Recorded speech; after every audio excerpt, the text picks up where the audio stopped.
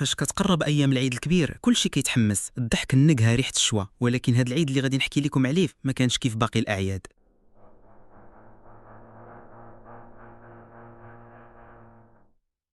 كنت ديك الساعه في عمر 17 عام، وسكنت انا وعائلتي مؤقتا في دار قديمه عند خالتي بعيده عن المدينه في الخلاء تقريبا. الناس في داك الدوار كانوا كيهضروا على الدار وكيقولوا راه مسكونه، منين خلاها مولاها مات مجنون وكلب خلعو وما بقى حتى حد كيبغي يدخل ليها.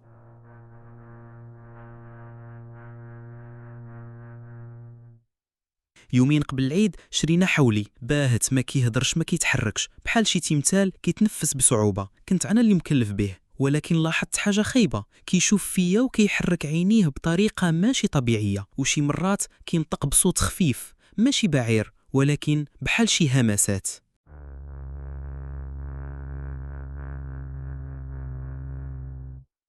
في ليلة العيد نعست مع خويا في الصالة والحولي في الكوري، ولكن مع 3 الصباح سمعنا أصوات في الكوزينة، شي حاجة كتجر وكأن شي حد كيعفس فوق الماء. مشينا نشوفو، لقينا الباب محلول والماء كيطيح من الحنفية بوحدو.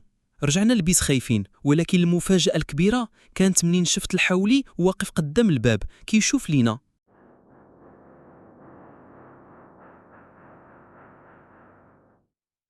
هاد المخلوق ما بقاش بحال حولي، عينيه حمرين كيتنفس بحال بنادم، وحتى مشيتو كانت غريبة بحال شي حد ممسوس. خالتي ناضت وقالت هذا راه ماشي حولي عادي، هذا راه مربوط بالسحر.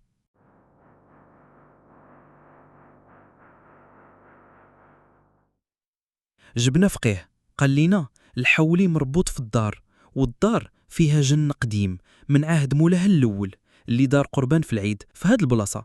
ولكن ما كانش حولي، كان شي حاجة أخرى.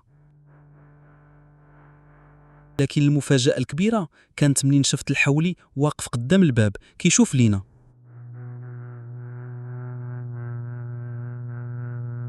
قالت هذا راه ماشي حولي عادي، هذا راه مربوط بسحر.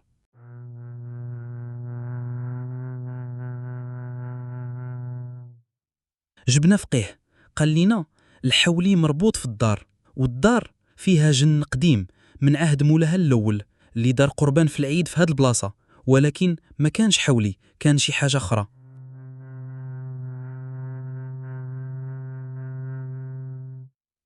نهار العيد ما قدرناش نذبحوه، فاش قرب الوالد بالسكين الحولي طاح وبدا كيضرب في الأرض، وصوتو تبدل بحال اللي كيغوت خليني راه أنا ماشي ليكم.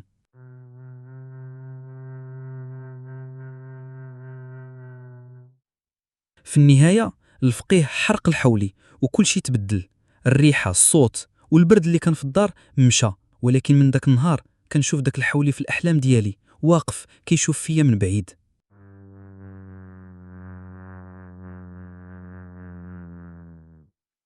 هكذا داز عيدنا، ما عمرنا نسيناه. ويمكن حتى انت فاش تشري الحولي حاول تشوف مزيان في العينين ديالو، يمكن تكتشف شي سر ماشي ديالك.